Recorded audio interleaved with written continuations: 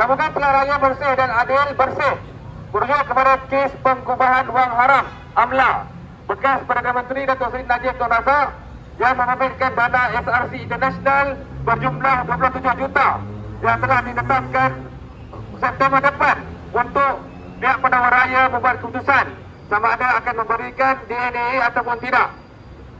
Isu pemberian DNA ini bagi kita oleh peguam negara bukan perkara baru, malah pernah berlaku beberapa kali melibatkan ahli politik daripada hampir semua parti politik dalam negara. Bersih khawatir perkembangan ini akan meruntuhkan kepercayaan rakyat kepada institusi penguasaan undang-undang, khususnya pejabat peguam negara. Keadaan peguam negara bertarikh 15 Januari yang lalu bahawa penawar raya tidak perlu memberikan penjelasan apabila memohon menarik balik semula dakwaan adalah tidak boleh diterima sama sekali. Apabila kes itu melibatkan kepentingan awam dan ahli politik di peringkat tertinggi pentadbiran negara. Justru itu, Bersih bersama rakan-rakan NGO anak muda pada hari ini mengadakan satu unjuk rasa ataupun flash mob untuk memberi peringatan awal dengan menegaskan bahawa sudah tiba masanya untuk peguam negara menghentikan segera pemberian DNA ini kepada kes-kes rasuah khususnya melibatkan ahli politik. Kami menggesa supaya mereka yang sedang berhadapan dengan tuduhan rasuah harus mempertahankan diri dan dibicarakan seadilnya di mahkamah dan bukannya digugurkan tuduhan mereka melalui pengundian DNA. Desakan ini penting sementara menanti hasil kajian task force oleh Kerajaan Persekutuan berkenaan cadangan untuk memisahkan bidang kuasa peguam negara dan penawar raya.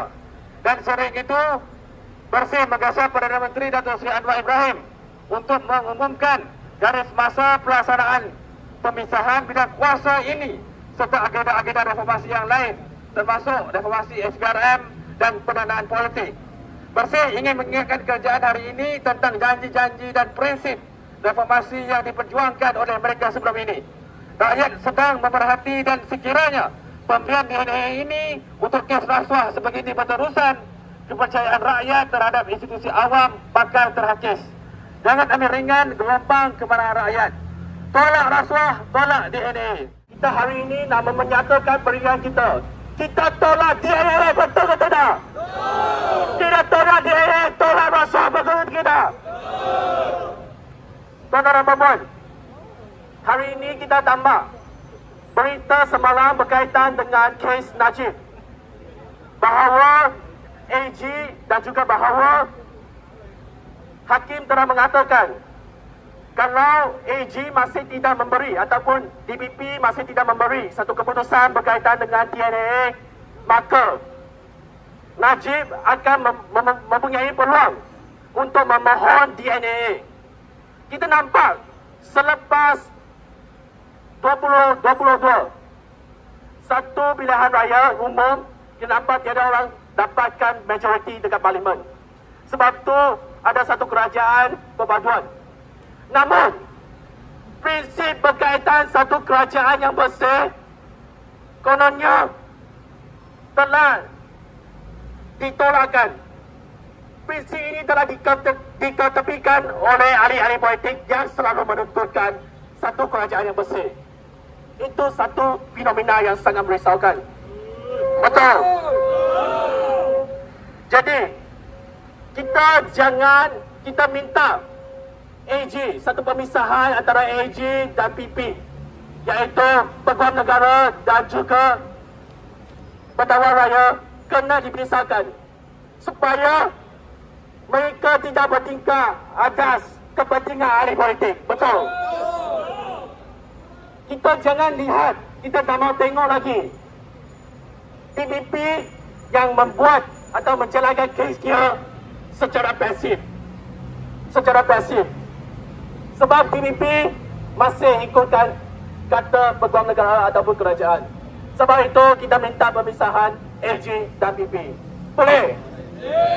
Hidup, hidup, hidup, hidup, hidup rakyat, hidup rakyat, hidup, hidup, hidup, hidup, anak muda, tolak, tolak, tolak, tolak, tolak rasuah.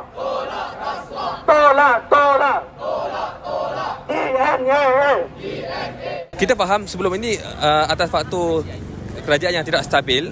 Jadi orang-orang politik melihat kepada isu-isu menukar kerajaan, mempertahankan kuasa. Tapi kita yakin hari ini dengan kerajaan perpaduan hari ini sedang memasuki fasa kerajaan yang stabil ataupun negara yang stabil, dan Bersih amat menyokong kestabilan politik, kerana bagi kita bila adanya kestabilan politik, kita akan pastikan ia akan memudahkan untuk agenda reformasi dijalankan. Sebab tu bagi kita ini adalah waktu yang sesuai, 4 tahun yang ada, dan kita meyakini bahawa kerajaan pimpinan Datuk Seri Anwar ialah kerajaan yang stabil dan tidak ada lagi alasan untuk agenda reformasi ini ditolak ke tepi. So Cik Faisal ada mengatakan bahawa flash mob yang berskala lebih besar akan diadakan bila tu? Kita tunggu kepada respon dan juga reaksi pihak kerajaan, khususnya pihak AG sendiri tentang tuntutan-tuntutan yang kita ingin bawa hari ini. So Cik Faisal, hari ini ada kira-kira berapa NGO yang turut sertai flash mob ini dan berapa orang? Kalau berapa orang, berapa going? At least 60. Okey, sekurangnya ada 60 orang yang datang. NGO pun sebenarnya kita pelbagai NGO boleh dikatakan lebih 30 ada. Lebih 30 NGO lah yang wakil je lah. Ya, wakil pada hari ini. From the top, DA.